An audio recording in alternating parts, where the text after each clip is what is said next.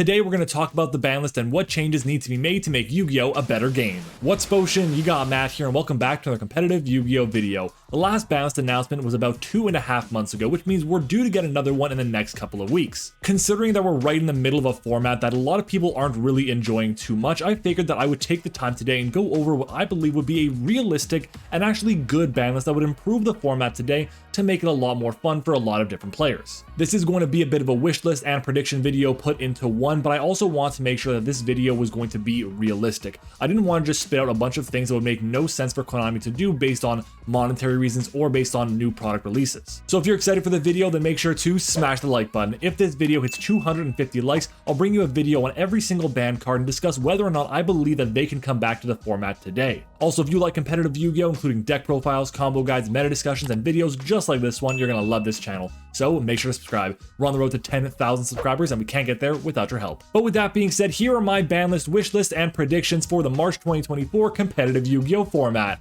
Let's jump into it. So here's how it's going to work. I'm going to start by talking about the cards that I believe should be banned, then the cards that are going to be limited to 1, then semied, and then of course unlimited as well. I'm going to explain why the changes are taking place, then I'm going to talk about whether or not I believe it's going to significantly impact the meta or not. After I talk about all the changes, I'm going to go over a few cards that haven't been touched from the previous ban list and go over why I believe they are possibilities to be moved, but why I don't think they'll eventually be changed at all, and also some more popular cards that you might think should be moved as well. And I don't actually believe that this ban list will just massacre the Snake Eyes or Fire King decks. I think it's going to be honestly just a light tap on the wrist, and that's pretty much it. The next ban list after this one that we'll probably get in May or June sometime is what I believe is going to be really hitting Snake Eyes and Fire King significantly. So with that being said, let's start off with the banned cards. The first card that I believe will be banned by Konami is going to be Hot Red Dragon Archfiend King Calamity. This card is an absolute menace. It is such an amazing card right now, but a lot of players are trying to warp their deck around summoning this card on your turn, which means that you can't play the game. For those who don't know, what this card does is that after it's synchro summoned, you can activate the effect where your opponent can no longer activate cards or effects for the rest of the turn. So the game plan is to be able to summon this card out on your opponent's turn, meaning you lock them out of playing the game entirely.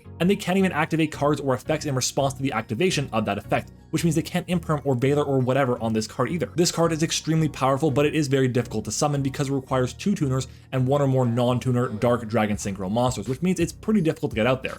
There are 2 main ways to summon it out on your opponent's turn though. The first is going to be with Etude of the Branded, which is not necessarily the best way to do it, but the second way is the best way by far, and that's going to be with Crimson Dragon. As long as you have Crimson Dragon and another level 12 Synchro monster on the field, you can bring this card out on your opponent's turn and basically just win the game in an instant.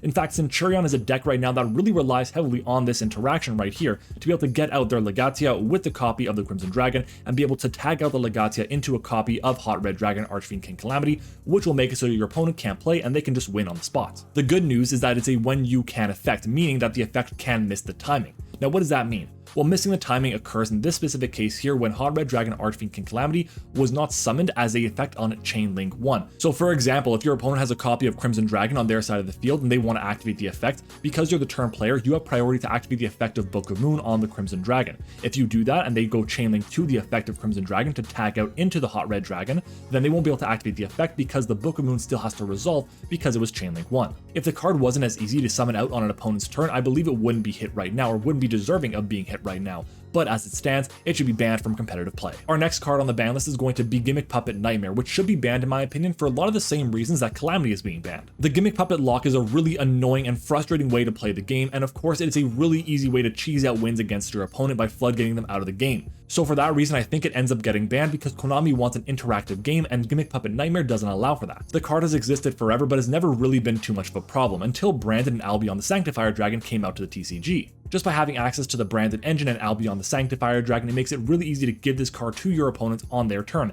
meaning they can't actually summon and play the game. Konami wants people to play the game and of course for the game to be fun and interactive, but most importantly, they want to make money. And the fact that Battles of Legend Chapter 1 had a reprint of this card means that right now they've cashed in on it as much as they possibly can. So for that reason, I think it's a prime candidate to be getting banned because they've made the money they need to make off of it, and the card itself right now is at its peak of its powers and is very degenerate. Some players have been talking about hopefully banning Albion the Sanctifier Dragon instead. And the reason why I don't think that actually happens is because in this specific format, in this fire format, targeting and destruction are really strong, and the fact that Albion can't be targeted is a really good piece of the branded endboard that a lot of players are deciding to play. And yes, while Gimmick Puppet Nightmare should be banned, there are going to be alternatives to playing the Nightmare lock instead. You can play a copy of Ido instead, which basically does the same thing but on a much worse scale. By banning Gimmick Puppet Nightmare, you make sure that branded stays in the meta as a really solid option, but you also take away a lot of the degenerate stuff that the deck actually does. Beatrice, Lady of the Eternal, should also be banned. This card is a generic rank 6 monster that can be easily made with so many different cards that are really good in the format today, and the fact that it allows you to Foolish Burial any card is really good. And of course, because you have access to transaction rollback, that can lead to some really annoying things that you can do on your opponent's turn. There are so many really easy to summon level 6 monsters in the game today, including Bestials, Destiny Hero Malicious, and more. In Legacy of Destruction, we're getting another level 6 monster that is absolutely crazy in Nightmare Apprentice. This card on its own with one discard can lead to a hand rip of your opponent, and of course being able to lock your opponent out of the game with the effects of Ghost Meets Girl, and of course that's going to be through transaction rollback, which will be done through the effect of Beatrice. Honestly, if transaction rollback was never released, I think Beatrice wouldn't be deserving of getting hit on the ban list right now. I think it's fine to stay at one copy. But with rollback in the format, that card is just way too good and just leads to too many degenerate cards and too many degenerate effects from happening. I think all three of these cards are really deserving of being banned and shouldn't be coming back to the format for a long time. There are other cards that I really want to be banned as well, but I don't think it's going to make sense for them to be hit right now because it's not realistic at all. Hitting something like a Wanted to 0 makes no sense because the card is still so new. But anyways, we're going to move on to our limited list, and I'm going to spend a little bit less time talking about each individual card because I have a lot more options in this section. Starting off with the easiest decision that Konami could ever possibly make, it's going to be limiting Snake Eye Ash to 1. For some reason, a lot of people are thinking that this won't affect the deck that much. And yes, it won't destroy the deck by any means, but by hitting Snake Eye Ash to 1 is really important for a few reasons. Firstly, Snake Eye Ash is a 1-card starter for the strategy, and yes, they have a lot of other 1-card starters in the deck itself, but a lot of the time they go through Ash. It also stops a lot of the recovery that the deck has because you can no longer use Snake Eye Ash to search for another copy of itself. It's also the only realistic hit you can make against Snake Eye. If you want to hit something like Poplar or Princess or Bonfire, all three of those cards are still really new.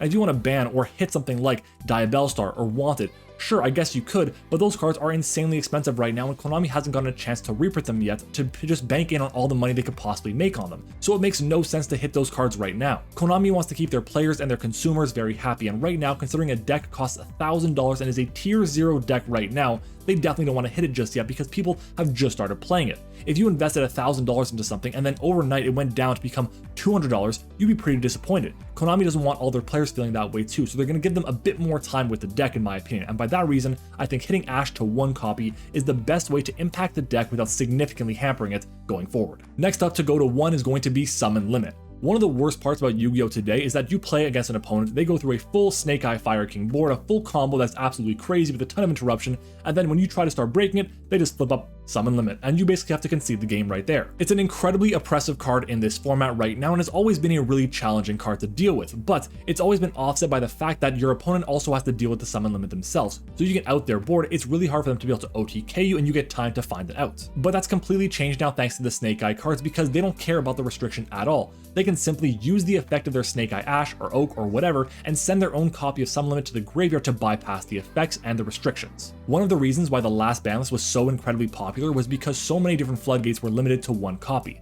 Now they just have to do the same thing and hit the copies of Summon Limit as well. Anti-Spell Fragrance is another floodgate that should be limited to 1 copy as well. Because Yu-Gi-Oh! Is so fast-paced, a lot of the time games don't go past turn 3 or turn 4, meaning that Anti-Spell Fragrance can be absolutely devastating for so many different games. Again, I don't think it's as strong as Summon Limit is, but I don't think Konami also bans just 1 floodgate. They're going to ban multiple different floodgates if they really have to. Heavy Storm to 1 should not be a hot take. The OCG has this card at 1 copy and it's been decent. It hasn't been crazy by any means, but we all felt kind of the same way when Harpy's Feather Duster came back to 1 as well. Considering that Duster is the closest thing we have to Heavy Storm, I wanted to talk about that card as well, because Duster, while it is a very good card, especially in the side deck right now, it's not always seeing play. Right now, specifically, we're seeing a lot more play for Cosmic Cyclone than we are for Duster because it's a quick play spell. Heavy Storm would fall into the same camp. Would people be playing both Harpy's Feather Duster and Heavy Storm in this specific format right now? The answer is probably not. Heavy Storm is a great card and a lot of the time can be even better than Harpy's Feather Duster can be, but it also has downsides as well, which may come up from time to time. But with Heavy Storm being banned in 2010, then brought back a few different times in 2013 and 2014 before finally being banned in 2014, I think it's finally time for this card to come off the list to 1 copy. Up next is Prank Kids Meow Meow Moo. This card here should definitely come back to 1 copy right now. Prank Kids at the time were an insanely powerful deck with a lot of consistency and high power behind their plays. But a lot of the time they were able to do that because they had access to a powerful Link 1 Prank Kids monster. With Meow Meow Mew being banned, the deck just fell off completely. But since then, we've had so many different strategies come out and become a lot more powerful than Prank Kids ever were. If you were to unban Prank Kids Meow Meow Mew and put it to one copy, the deck itself would see some play, but it wouldn't see any success, at least on the level it once did. And we already kind of have proof for that, considering that both the OCG and Master Duel now have this card at 3 copies, and the deck itself is doing nothing. So the biggest reason why Prank Kids Meow Meow Mew can come back to the format is because the deck itself has just been power crept out of the format. Title Dragon Ruler of Waterfalls should be back to 1 copy. Every single other Dragon Ruler is now at 1 copy except for Title, which means that this card is the next one to come off the list. And listen, right now we were worried about all the Dragon Rulers being very scary when they got released, but they haven't really done anything. So why would Title be any different? Sure, its effect to send itself and another water from the hand to the graveyard to be able to Foolish Burial a monster is really strong, but it's not always going to be that good, and it's very easily interrupted. In reality though, it's just power creep. None of the other Dragon Rulers have done anything since they've been released. Sure, every once in a while they're going to see play in a random fire, earth, wind, or water deck, but they're not going to be seeing consistent play and dominating at all. They've just been power crept out of the game. But one of the biggest reasons I have to put this card to 1 copy is because of what we've seen in the past year in terms of structure decks. I believe that this year we're going to be getting a water structure deck. Pretty similar to how we got a Fire King structure deck last year, we could possibly be getting a revamped Atlantean structure deck in 2024. If you remember the Fire King structure deck, it had Blaster in that one, and I believe that Title will be present in the Atlantean one that should be hopefully coming out in 2024. The last card I'm going to be limiting today is going to be Masterpiece, the True Draco Slaying King. Yeah, look, this one here is a little questionable because Masterpiece is a very strong card. But I think that right now, it actually makes a lot of sense to put it off the list. Essentially, Masterpiece will be immune to 2 different types of cards in the game. It'll be either immune to spell cards, trap cards, or monsters, and usually 2 of those different types. It's also able to banish a continuous spell from your graveyard, or continuous spell or trap I should say, from your graveyard to be able to target and pop a card on the field.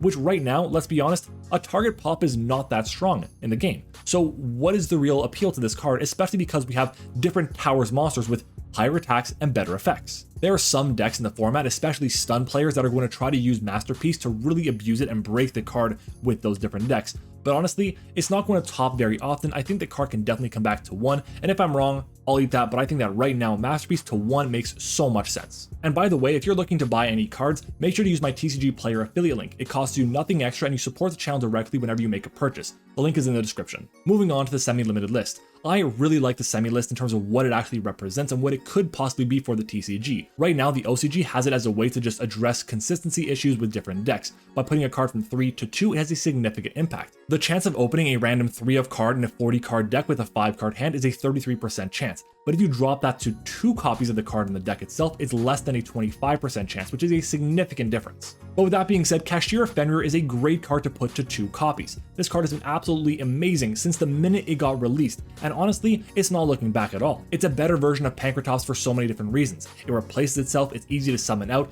and of course it also has the banishing effect, which is better most of the time than targeted destruction. And on top of that, you can keep using the effect over and over because you aren't destroying itself to be able to actually activate its effect. Pot of Prosperity should be limited to 2 copies. The card is a very strong option to boost consistency for a lot of different strategies, and honestly, most of the time it's a strictly better version of cards like Pot of Extravagance and Pot of Desires. The only reason that Pot of Prosperity is not seeing play in this format right now is because all the Snake Eye decks need to have a lot of space in their extra deck to be able to climb up to different Link monsters. The second we enter a format where you can play multiple different copies of certain extra deck pieces, this card is going to see a lot of play once again. Konami was also able to cash in very well with Pot of Prosperity because of Rarity Collection, one of the best sets of all time. The fact that that card got reprinted so many times means the price has gone down, so it's going to be very easy for them to just put this card to 2 copies. Now they don't have to worry about reprinting it over and over again. A lot of you aren't going to like this one, but I think that Big Welcome Labyrinth should go to 2 copies, and a lot of people might say, why? Labyrinth has done pretty much nothing in this entire format. The reason being is that Labyrinth itself is a very strong deck that's been around for over a year now. It's a very consistent strategy too and can take advantage of a lot of different engines in the deck itself, and with transaction rollback, the deck is more powerful than it's ever been. It's just not the metagame for it. By putting Big Welcome to 2 copies, you reduce the consistency and the power level just a little bit, but you also reduce the constant recycling that the deck can actually do as well, which is one of the bigger factors. But by limiting it to 2 copies as well, what you're also doing is you're almost forcing players to play 3 copies of Transaction Rollback, which means they're going to be playing more cards from Maze of Millennia. With Big Welcome at 2 copies, and when the Fire decks kind of lead the format a little bit, we're going to see a lot more people playing Labyrinth because it's going to be a good deck again because its worst matchup is going to be gone. My worry though is that it hasn't been actually reprinted yet, which means it's less likely for it to happen than it would be for other cards. Our last card to go to semi-limited is going to be Dragonic Diagram. This card is doing nothing right now. It's really only being played in dinosaurs, and yeah, if we put Masterpiece back in the game and Diagram to 2 copies, it would be a very strong option. But I just don't think that these cards are strong enough to merit being on the ban list anymore. We've seen it, it's not doing anything in dinos, it's not doing anything in True Draco right now, it's just an extra piece of consistency, and that's really all it is. Moving on to the unlimits, first up is going to be Ancient Fairy Dragon. This card has an errata, there is no reason for it to be on the ban list anymore, it's seeing play at 1 copy, maybe. Basically there's going to be no decks that are going to play this card at more than 1 copy right now with its errata. Speedroid Terratop. Konami is doing that thing where they put a card from 1 to 2 to 3 copies just to make sure it's okay and safe to bring back.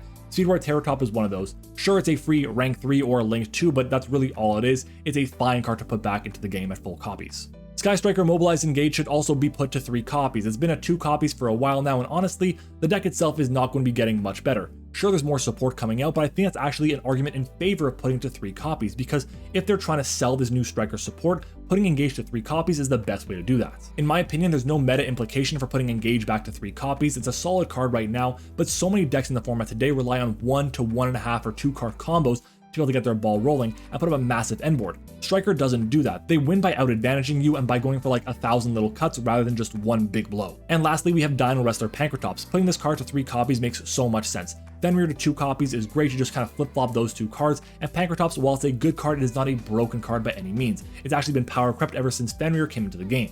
Pank is a great card, but is almost never seen play in side decks right now, so it should not be seeing too much play at 3 copies. So this is it for the changes on the list, and honestly, I think it's a really solid option, but I did want to go over a few other cards that did not see a change that you might be questionable about. The first one is going to be Max C. Listen, Max C, if it got released to 1, 2, 3 copies, whatever, would warp the game around it. Seeing Max C, if you would just put Max C to 1 copy, the entire game would completely change and would be a very heavy sack fest. Whoever saw their copy of Max C first would very likely just win the game. Because Max C just warps the game around itself, it should not be back in the TCG for almost any reason. Tearlament's Kit Kalos is another really solid option to come off the list to 1 copy. I think that right now with the current hits it has, the deck would actually function decently well and be really solid, but it wouldn't be as good as it needs to be to compete against full power Snake Eyes. Now granted, I think it won't actually happen because the deck itself dominated for a good amount of time and Konami doesn't want to just open that wound up again so early. Personally, I think they wait until Tearlaments is a below average deck before they put Kit Kalos back to 1 copy. Heavy Metal Foes Electromite. If this card came off the list to 1 copy, I would be picking up Pendulums like that. I love this card. It is one of the first decks that I played when I started getting back into Yu-Gi-Oh! And honestly, if it came to 1, it would be another really solid deck in the format. Would it be meta warping? No, but it'd be another deck to prepare for. I do think it comes back eventually though, and my theory is that it comes back by the end of this year. As for Dimension Shifter, I want this card gone. This card should not be in the game in my opinion, but there is no way they're banning Dimension Shifter while the fire decks are still legal, considering that this card is one of the best counters to that strategy. If they hit D-Shifter, so many different decks just are no longer playable in this specific format. So it makes no sense for it to go to 0 copies, 1 copy, or whatever. And the last card to talk about is going to be Branded Fusion. I was considering putting this card to 2 copies, but honestly, it doesn't make too much sense. Right now, Branded is one of the better decks in the format other than the fire decks right now, so why would they hit this deck in this specific case when we've already hit Gimmick Puppet Nightmare? It's also one of the better decks against fire decks, so considering that deck is just getting a tap on the wrist, why should Branded being hit at all? If eventually the Fire King deck gets hit significantly, then yes, I can see Branded being put to 2, 1 copies, whatever the case might be, but for right now, it should stay at 3 copies. And that's going to wrap it up for this video over here. I want to remind you guys that this specific video, I'm not going to go over and try to massacre every single deck in the format because I don't think that's realistic right now. I want to keep this video as realistic as I possibly could. So if you guys did enjoy the video, then make sure to leave a like on the video. Remember, if this video hits 250 likes, I'll bring you a video where I go over every single banned card right now and let you know whether or not I believe that they can come back to the format today. Let me know in the comments what you thought about the video, and of course, what are your ban list predictions and wish lists as well. Make sure to follow me on Twitter and join the Discord server. Both are linked in the description, and of course, subscribe to the channel as well. We're on the road to 10,000 subscribers, and we cannot get there without your help. Thanks for watching. I hope you enjoyed it, and I'll see you all next time.